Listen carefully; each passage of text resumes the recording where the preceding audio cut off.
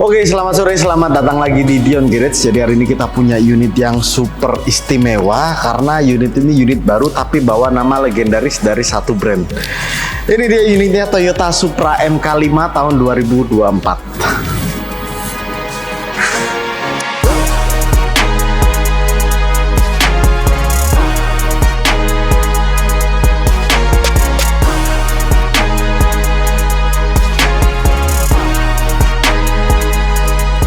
Oke, ini first time juga buat kita karena kita sebelumnya nggak pernah punya Toyota Supra untuk stok dan alhamdulillahnya mobil ini udah laku dan emang kita dapat dari Jakarta dan bakal kita kirim ke Jakarta.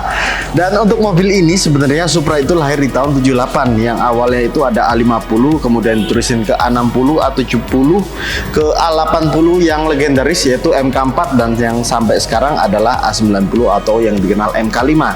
Dan mobil ini udah lahir di 2019 sampai sekarang dan rencananya mobil ini bakal stop produksi di Maret 2026. Jadi tinggal hitungan beberapa minggu lagi kalau misalnya kalian datang ke dealer Toyota yang ada mungkin ada yang ready itu mungkin diperkirakan stok lama atau produksi tahun sebelumnya. Jadi agak disayangkan juga karena umurnya cuma sekitar 7 tahun dari 2019 sampai 2026 dan produksinya awalnya ini cuma 12 unit aja dan karena emang antusias dari masyarakat kita yang duitnya banyak jadi diterusin produksi lagi hingga ratusan atau ribuan unit sampai tahun 2026. Mobil ini sebenarnya agak membingungkan karena campuran dari Toyota kolaborasi dengan BMW. Karena sebelumnya MK4 itu legendaris dari Supra ini yang memakai mesin 2JZ itu 4 silinder dan yang ini 6 silinder. Dan Toyota sebenarnya buat 6 silinder juga agak kebingungan ya. Karena di samping mereka juga harus ngeriset lagi terus butuh biaya yang cukup besar. Akhirnya Toyota menggandeng BMW yang spesialis inline 6 atau 6 silinder dan akhirnya jadilah Supra MK5 seperti ini. Oke, kita bahas di mesinnya dulu, tapi sebelum ke mesinnya, ini harga barunya sekitar 2,3 miliar dan secondnya juga masih lumayan cukup stabil di angka 2 miliar, bahkan ada 2 miliar lebih itu tergantung dengan kondisi unit, kilometer, atau keterbatasannya. Jadi warna juga pengaruh ya, kalau misalnya warna yang kurang disukai atau kurang diminati warga kita atau masyarakat kita jadi agak terpengaruh juga untuk harganya bisa di bawah 2M. Jadi itu semua tergantung tapi untuk harga kebanyakan pasang di harga 2 miliar. Oke. Nih, untuk mesinnya ini adalah mesin 3000 cc 6 silinder atau inline 6 yang menghasilkan tenaga itu sekitar 382 HP dengan torsinya 500 Nm, 8 speed, matic, menggunakan pedal shift juga dan mobil ini mempunyai akselerasi 0-100-nya sekitar 4 detik aja dan untuk top speednya 250 km per jam yang dibatasi secara elektronik. Jadi kalau misalnya pengen lebih lagi mungkin bisa di remap ya, mungkin. Saya juga nggak pernah punya pengalaman untuk remap Toyota atau teman yang punya Toyota Supra yang udah di remap atau udah di losin lagi untuk top speednya. Jadi ya mungkin kalau misalnya top speednya lebih lagi sekitar 300 oke juga ya. Tapi buat apa juga kalau mobil kenceng-kenceng tapi jalanan kurang memadai seperti di Indonesia. Oke. Yang saya suka dari mobil ini adalah desainnya. Jadi desainnya ini desain khas Supra tapi dengan sentuhan modern. Jadi kurang lebih sama ya, sama kayak Supra MK4 dari lampunya sekilas, dari lampunya dari depan sampai dari belakang. Tapi ada sentuhan modern yang lebih agresif lagi. Oke, sekarang kita lihat dari bagian sampingnya. Kalau mobil ini punya panjang sekitar 4,3 meter dengan lebarnya sekitar hampir 2 meter. Dan tingginya juga hampir 1,4 meter yang lumayan pendek dengan ground clearance cuma 112 mm. Yang menurut saya ground clearance segitu agak mengkhawatirkan untuk jalanan Indonesia yang kebanyakan polisi tidur kurang kondusif ya, karena polisi tidur itu dibuat dengan kira-kiranya aja. Biasanya seperti itu. Untuk velgnya ini menggunakan ring 19 yang pastinya sudah ABS, menggunakan BBK Supra, dan untuk bannya ini menggunakan Michelin pilot.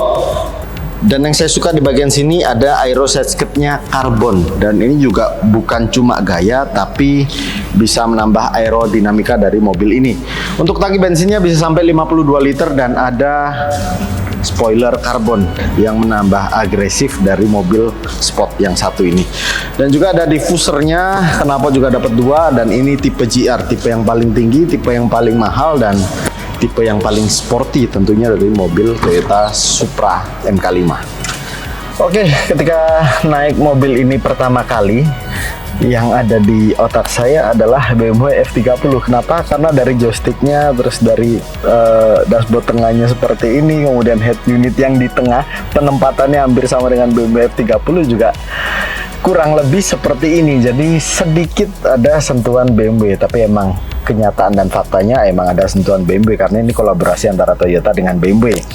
Dan mobil ini emang terkesan bener-bener sporty dengan sentuhan elegan dan modern karena menggunakan jok kulit bucket. Jadi ada sentuhan modern tapi sentuhan sportnya juga dapat, dan ada ininya juga ya, ada memory seat serta electric seatnya juga, jadi ada modernnya juga. Kemudian dari setirnya juga menggunakan jok kulit yang harusnya menurut saya kalau misalnya sport car itu lebih enak dan lebih agresif itu pakai menggunakan karbon atau yang Alcantara ya kalau menurut saya. Tapi keluaran dari Toyota seperti ini kulit dengan jahitan asli, jadi bukan jahitan palsu. Di sini ada, dashboard ada, dan bahannya juga soft touch. Jadi bukan hard plastik ya, karena ini mobil premium atau sport car premium, sport car high performance lebih tepatnya. Dan mobil ini awalnya itu namanya Celica Supra karena ini adalah mobil penyempurnaan dari Celica yang ada di belakang kita. Jadi Celica Supra, kalau Celica ini di penggerak roda belakang, kalau yang Supra ini penggerak roda belakang, penggerak roda depan, dan Supra ini penggerak roda belakang. Jadi ini penyempurnaannya dari Celica, lebih mewah, lebih sporty, dan lebih agresif lagi, kemudian lebih legendaris ya. Tapi saya juga masih mengira-ngira bakal ada kenaikan harga lagi atau enggak di harga secondnya, karena kabarnya kan Maret 2026 ini udah stop produksi dan tinggal hitungan minggu lagi, dan mudah-mudahan bisa naik ya karena supply and demand, balik lagi supply and demand. Jadi kalau misalnya demand emang tinggi, nanti antusiasnya lebih tinggi lagi, supply-nya udah berhenti, dan keterbatasan unit juga di kita ini, di pemakai ini, jadi mungkin harganya lebih tinggi lagi. Dan untuk fiturnya, untuk fitur dari fitur safety-nya juga lumayan cukup lengkap. Jadi udah menggunakan Toyota Sensing. Kalau di Honda itu Honda Sensing, kalau di Toyota itu Toyota Safety Sense.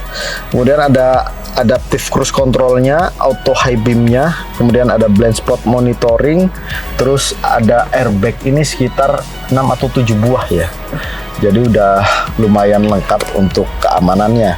Dan saya juga suka dengan tipe berkendara dari mobil ini karena waktu saya pakai jalan muter sekitar sini aja itu udah nyaman banget. Cuma punya suspensi yang lumayan keras, dan dari Toyota ini emang kolaborasi dengan BMW, tapi dia tuning sendiri ya, dari transmisinya tuning sendiri, kemudian dari suspensi juga tuning sendiri, dan dari bodi juga udah dituning sendiri. Jadi nggak meninggalkan karakter berkendara dari Toyota itu sendiri. Dan untuk head unitnya ini punya 8,8 inch yang touchscreen dengan sistem infotainment juga cukup lengkap, ada radio, USB, aux, kemudian ada Bluetooth-nya juga, Apple CarPlay, dan navigation system. Di tengah AC-nya yang mirip F30 ini ya saya suka, karena kenapa? Karena bukan touchscreen, karena ini masih ada knobnya yang bisa kita atur dengan tangan kita sendiri. Dan di tengah sini ada wireless charging. Ini transmisi matic 8 speed dan ada driving mode-nya. Jadi ada normal dan ada sport. Untuk pengaturannya bisa diatur di bagian sini. Jadi bisa diatur dengan tangan kita kalau misalnya kita berhenti, tapi kalau misalnya kita nyetir lebih amannya di sini aja. Jadi lebih dimudahkan ya sebenarnya. Saya suka dengan fitur yang di tengah seperti ini sebenarnya. Dan di tengah ini ada dua cup holder yang cukup membantu kalau misalnya ada minuman. Dan di pintu ini door pocketnya juga cukup kecil. Karena emang penggunaannya mobil ini emang untuk running ya, lari atau kecepatan. Jadi bukan untuk mobil yang serbaguna yang harus kabinnya besar, luas. Karena kalau misalnya dibilang pengen seperti itu, nyari kenyamanan seperti itu, bukan dari mobil ini. Dan bahkan mobil ini juga punya tinggi yang cukup ini ya, cukup mengkhawatirkan kepala ya. Dengan tinggi saya 175 juga ini udah mepet banget. Kalau misalnya 180 cm ya mungkin bisa kena ya, 180-190 bisa nunduk. Jadi bisa di kebelakangin lagi joknya untuk bisa nyetir lebih nyaman, yang sebenarnya kurang nyaman kalau misalnya tinggi banget. Dan sekarang kita nyalain dari mesin mobil ini karena suaranya, cool start engine-nya itu mirip-mirip dengan BMW juga.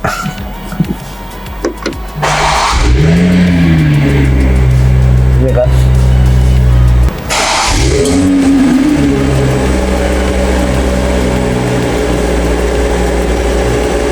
Oke, sekarang kita bahas di bagian belakang atau bagian bagasi. Dan untuk bagasinya harus dibuka dari pintu kanan atau pintu kemudi ya, di bagian kanan sini.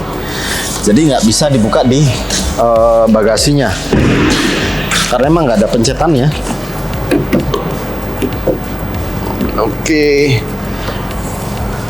Nah, bagasinya sebenarnya cukup sedikit lebih luas dari FT86 karena bagasinya ini muat 290 liter dan emang tampaknya kecil tapi lebih membantu daripada Toyota FT86.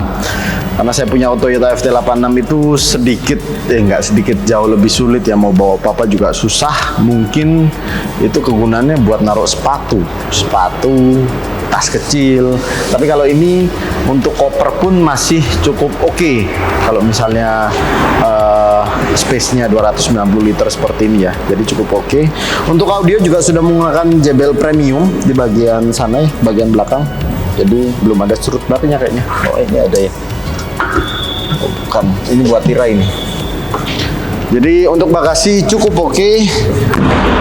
Dan menurut saya Toyota Supra MK5 ini cukup oke juga kalau misalnya dibuat daily atau dibuat jalan sekitar seminggu sekali juga cukup oke. Dibuat ngumpul-ngumpul running pagi juga oke banget karena dari tampilannya modern.